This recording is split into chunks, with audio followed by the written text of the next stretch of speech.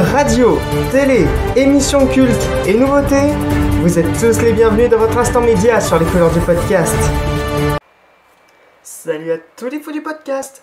On est le lundi 7 juillet 2025, il est 11h et vous êtes bien à l'écoute des couleurs du podcast pour une nouvelle vidéo. Et aujourd'hui on se retrouve pour un nouvel épisode de l'instant média qui va parler de la célèbre émission Lego Masters. Donc comme je l'ai dit, Lego Masters c'est une émission de divertissement, mais qui peut aussi être considérée comme une émission de télé-réalité, ce qui n'est clairement pas le cas pour moi. Je vais pas m'apesantir dessus, mais voilà. Qui est donc Lego Masters que nous on a en France, mais c'est dérivé d'un modèle britannique créé en 2017, alors que nous il est arrivé quand même un peu plus tard, vous allez le voir après. Et qui a pour l'instant 4 saisons de 4 épisodes à chaque fois. Donc pour l'instant, si je compte, eh bien on a 16 épisodes, en sachant que la 5e, eh bien elle est, on va dire, en cours de diffusion, puisqu'elle démarre précisément au moment où je tourne la vidéo, donc le 7 juillet, elle démarre ce soir à 21h05 sur M6. Exactement, vous avez bien entendu. Enfin à 21h10, pardon. Donc comme je l'ai dit justement, les diffuseurs de cette saison, de cette émission, pardon, sont M6 en premier lieu, bien sûr, et Gulli en deuxième lieu, puisque Gulli a été racheté par M6, donc ils rediffusent des émissions après coup. Et cette émission, en France du moins, est présentée par Éric Antoine, que certains connaissent en tant que magicien, et d'autres le connaissent sûrement avec cette émission.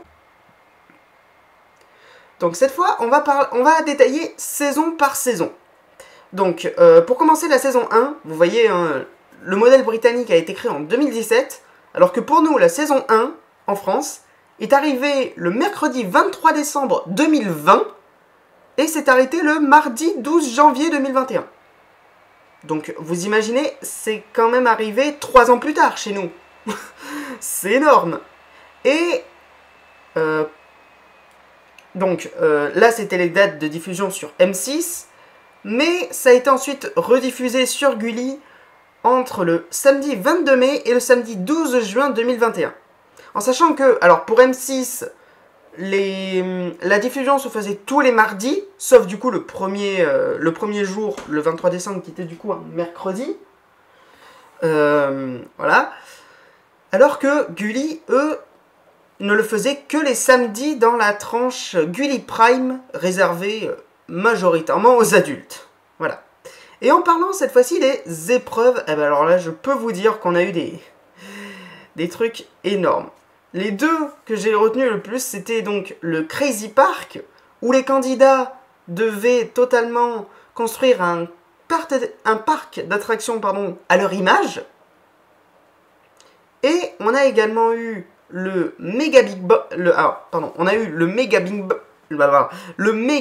Bang, qui était une épreuve où les candidats devaient construire autour de je ne sais plus quel thème par contre, mais alors ils devaient faire en sorte que ce soit joli, d'accord, mais il fallait que ce ne soit pas si solide que ça, parce que leur construction allait être détruite par une manière qu'ils ont tiré au sort.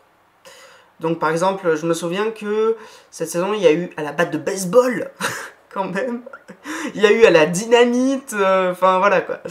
Vous me comprenez. Et enfin, on a eu également le méga pont. Et alors le méga pont, je peux vous dire que c'était une épreuve, mais juste incroyable. Parce que dans cette épreuve, les candidats devaient construire un pont assez solide pour supporter un poids. Et donc là, vous voyez qu'entre parenthèses, j'ai mis un record. Pourquoi ? Parce que dans la version britannique, quand ils ont fait cette épreuve, le plus haut score qui a été réalisé, c'est 423 kilos sur le pont sans qu'il ne cède. Enfin, 423 kilos et ensuite il a cédé.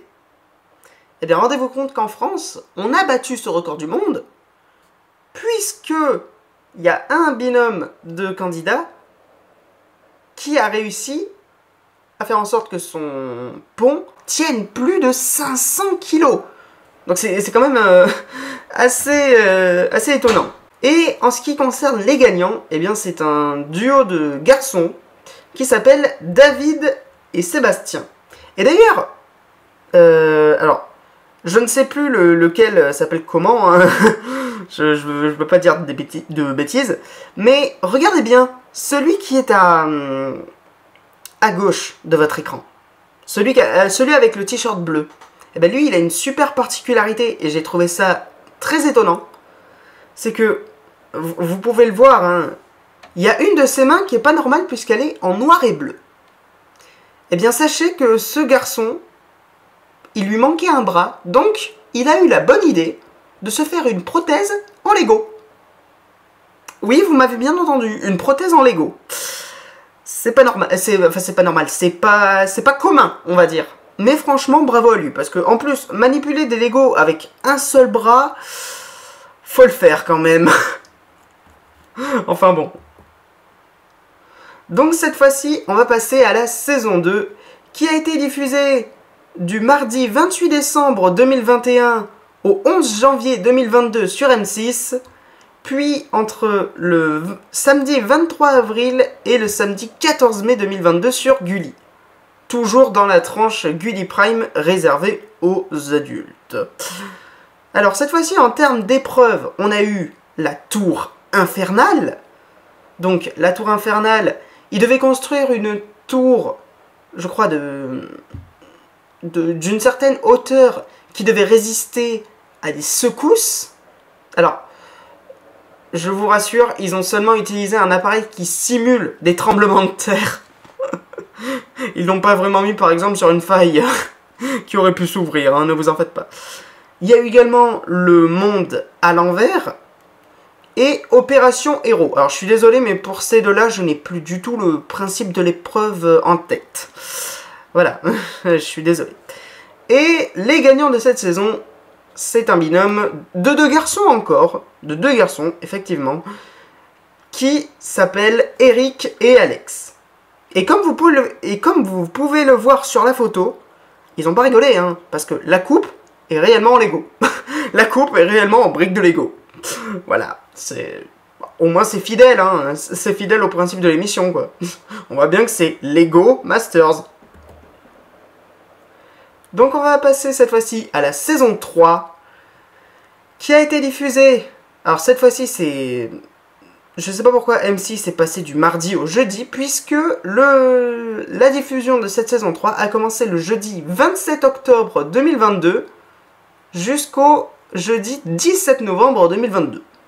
Et sur Gulli, ça a été diffusé entre le samedi samedi 18 février et le samedi 11 mars 2022. Il y a un problème là. Non, non, je pense que... Excusez-moi, je retire ce que j'ai dit. C'est 2023, hein. Parce que si ça a commencé sa diffusion en 2022, en octobre 2022 sur M6, il y a plusieurs mois de délai entre M6 et Gulli. Donc non, c'est 2023. J'ai fait une erreur en écrivant, désolé. Donc voilà. Alors cette fois-ci, en termes d'épreuves, et alors là, je vous avoue, je n'ai plus du tout les principes en tête des épreuves, donc je vais juste les dire comme ça. On avait une épreuve qui s'appelait « À l'attaque du château », une autre qui s'appelait « Le pont infernal » et une autre qui s'appelait « Dans une galaxie lointaine ». Très lointaine. Dans les commentaires, je vous laisse, je vous laisse mettre le timecode de quand je l'ai dit pour me dire si vous avez la référence. Parce qu'elle est un peu facile à avoir quand même. Mais, j'ai peut-être pas les principes des épreuves, mais je pense que le pont infernal, c'était un petit peu comme en saison 1. C'était peut-être un pont qui devait supporter le plus de poids possible ou résister à des secousses ou je ne sais quoi. Mais bon. Dans cette saison 3, les gagnants, c'est encore un duo de garçons, décidément. Et ces garçons s'appellent Rodolphe et Théo. Alors, je connaissais Rudolph, comme le reine du Père Noël. Mais Rodolphe, alors là, je connaissais pas du tout. Alors oui, je suis désolé, les images sont un peu petites, mais je voulais pas rogner sur le... sur les écritures, donc... voilà. Enfin, on passe à la dernière saison qui a été diffusée pour l'instant. La saison 4, La Machine Infernale. Et oui, cette saison avait quelque chose de particulier, mais je vous expliquerai ça quand on passera aux épreuves. Donc, cette saison a été diffusée du lundi 25 décembre 2023 au mardi 2 janvier 2024 sur M6. Et par contre, on ne connaît pas du tout... Enfin, j'ai pas réussi à retrouver la date de diffusion de cette saison 4 sur Gulli. Donc, désolé, je n'ai pas cette info-là. Donc, j'en reviens maintenant à ce que je disais au début de la vidéo, dans le fait qu'il n'y avait que 4 épisodes. Vous vous rendez compte que du coup, la compétition ne dure pas énormément de temps. Surtout que là, en plus, entre le lundi 25 et le mardi 2 janvier, il devait y avoir même pas une semaine. Donc en fait, ils ont diffusé 2 émissions en un soir. Ils ont fait 2 émissions le lundi 25, je pense, et 2 émissions le mardi 2. C'est plié, au moins. Et cette fois-ci, en termes d'épreuves, on avait Bienvenue à Brick City, Accroche-toi si tu peux, ou la Fashion Brick. Et alors oui, la Fashion Brick, là par contre j'ai son concept. C'est-à-dire que sur... non, c'était pas sur un mannequin, non, justement, c'était sur eux. Il fallait qu'ils construisent, je crois que c'était un... Oui, c'était un chapeau qu'ils devaient porter sur leur tête pour un défilé. Un chapeau tout en brique, bien sûr, qui ne devait pas se casser. Et la machine infernale entre en jeu, du coup. Puisque la machine infernale, c'est, donc, vous l'avez deviné, une machine qui peut intervenir à n'importe quel moment dans une épreuve. N'importe quel moment. Et elle rajoute une contrainte au binôme. Donc là, pour la Fashion Brick, en plus du chapeau, ils ont dû confectionner un petit sac.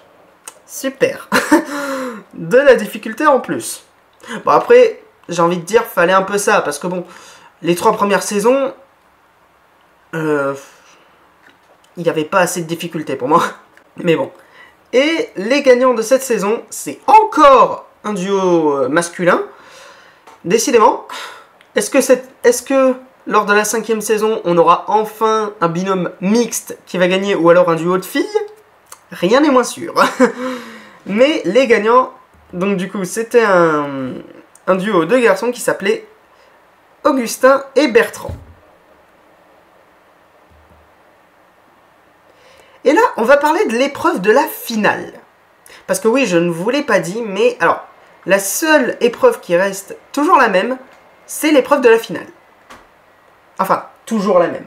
Presque toujours la même, puisque, donc, c'est une épreuve où on leur laisse un temps toujours imposé, et ça on en reparlera après. On leur laisse un temps imposé, mais on ne leur impose pas de thème cette fois-ci. Ils construisent ce qu'ils veulent. Voilà, ils ont carte blanche totalement, libre cours à leur imagination. Et au bout de cette construction, leurs constructions seront publiquement exposées, toujours dans la pièce où ils le font, où ils font l'épreuve. Hein. Ne vous dites pas que c'est exposé dans un musée. Et ils vont, du coup, elles vont être jugées, ces créations, comme le reste des créations de la compète. Et là, il y aura plus de juges que d'habitude. Puisque d'habitude, les seuls juges des épreuves, c'est les Brickmasters. Et encore. Et encore et encore. Les Brickmasters, dont on reparlera après. Mais pour la finale, en plus de ces Brickmasters, il y a bien sûr les candidats qui se sont fait éliminer au fur et à mesure, mais également un public de visiteurs, de gens, on va dire, comme vous et moi. Voilà. Et par contre, petite subtilité en saison 4, cette fois-ci, les binômes restants avaient l'aide des anciens candidats. Donc cette fois-ci pour parler de ce qu'on appelle dans le métier les Brickmasters. Donc déjà pour les 4 saisons pour l'instant, et il est reconduit dans tous les cas pour la 5e, c'est Georges Schmitt qui est vraiment un professionnel de la brique, hein, puisqu'il a été, comme vous le voyez, certifié Lego Certified Professional en 2012. Et si je ne dis pas de bêtises, c'est d'ailleurs lui, rendez-vous compte, qui a inspiré les Lego Architecture. Oui, c'est lui qui apparemment aurait créé des Lego Architecture. C'est dingue.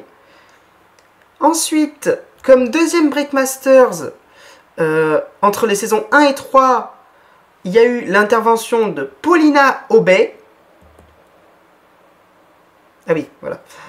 Pardon, j'ai oublié de... Donc là, rendez-vous compte, hein, il a fait lui-même, apparemment, une construction du X-Wing en... Je sais pas si c'est en taille réelle, mais en tout cas, c'est quand même impressionnant.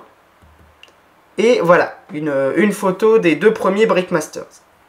Mais en saison 4, on voit arriver une nouvelle Brickmaster à la place de Paulina Aubet. C'est Aveline Stockart, qui est, quant à elle, dessinatrice de bande dessinée, et qui comptait majoritairement, du coup, sur l'imaginaire et du coup, la créativité de nos binômes. Et pour cette saison 5, on aura, non pas Aveline Stockart, mais Fuchsia d'Enfer. Alors, je sais pas qui c'est, je sais pas si c'est une influenceuse. Si vous savez, dites-moi dans les commentaires, parce que j'en ai aucune idée. Moi, c'est inconnu au bataillon. Voilà. Pour parler cette fois des autres versions de l'émission, donc comme je vous l'ai dit, hein, cette émission française a été elle-même inspirée d'un modèle britannique, mais cette émission a été faite dans pas mal de pays. En sachant d'ailleurs que dans toutes les langues, il y a le même titre. Pardon. Dans toutes les langues, il y a le même titre. Par contre, il peut y avoir des différences de jury. Et alors là, vous vous demandez pourquoi j'ai mis 1 ou 2. Tout simplement parce que, donc, je vous ai parlé des Brickmasters juste avant. Et bien justement, les Brickmasters, ils peuvent être soit tout seuls, comme en Australie ou au Danemark, ou alors, ben, ils sont du coup en duo, comme en France ou encore en Espagne. Me demandez pas pourquoi il y a des différences comme ça, je ne saurais pas vous dire. Et alors par contre, ce que j'ai remarqué, hein, c'est que bizarrement pour cette émission, ils mettent toujours des animateurs déjantés. Hein. Parce que bon, Eric Antoine en France, si vous aviez eu l'occasion de le voir, il était déjanté comme pas possible. Et aux USA, c'est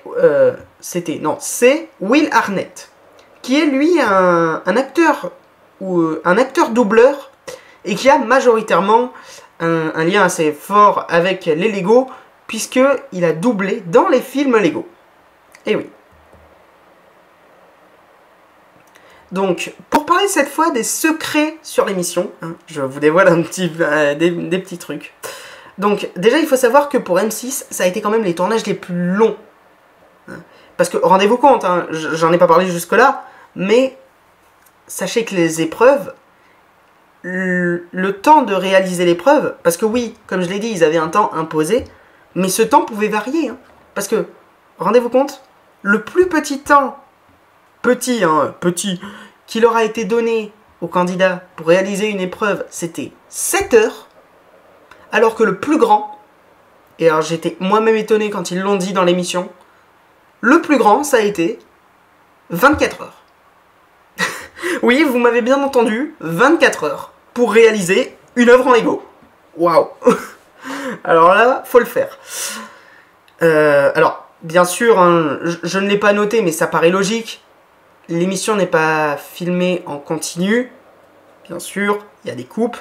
Et les candidats ont le droit à des pauses. Déjà, rien que pour manger. Pour le soir, bien sûr. Parce que vous imaginez bien qu'ils ne restent pas toute la nuit éveillés à construire. Ça va être un peu dur quand même. Mais voilà. Et alors, il faut savoir quelque chose. Moi, au départ, je pensais exactement l'inverse. Hein. Mais il faut savoir que non, les briques ne sont pas prêtées par la marque Lego. C'est la production de l'émission qui achète, écoutez-moi bien, 3 tonnes de briques. Oui, 3 tonnes de briques. De couleurs différentes, de tailles différentes. Et justement, ces 3 tonnes de briques sont, comme vous l'avez vu sur une photo, rangés dans des tiroirs et en plus triés par couleur, par forme, par taille. C'est ouais, un travail titanesque. On comprend pourquoi il y a autant de temps avant les saisons. Parce que le temps de ranger toutes les briques, ça demande du temps. J'aimerais quand même vous soumettre quelques idées. Hein. Bon, ça m'étonnerait qu'Eric Antoine tombe sur cette vidéo. Donc, il les aura peut-être pas. Mais, et j'espère qu'ils le feront. Pourquoi j'ai mis un S au premier saison, je comprends pas. Donc, bien sûr, ce que j'aimerais qu'il se fasse, c'est une saison All-Star. Donc, quand je dis All-Star, c'est tout simplement...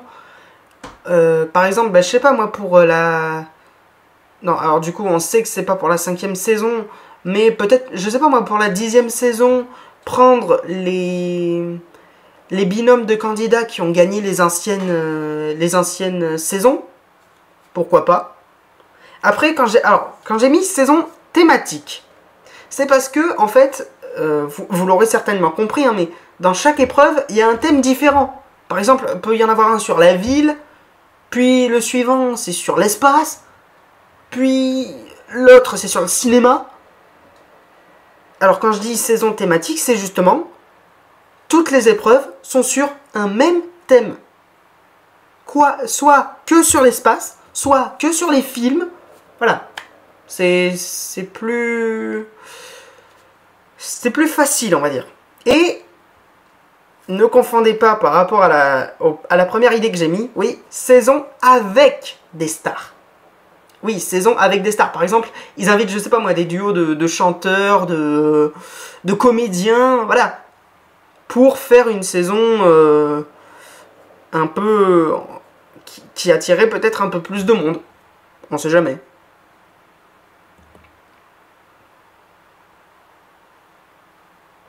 En tout cas les amis, merci à tous d'avoir suivi cette vidéo. Si vous avez aimé, vous connaissez la musique, lâchez un petit pouce bleu pour m'encourager.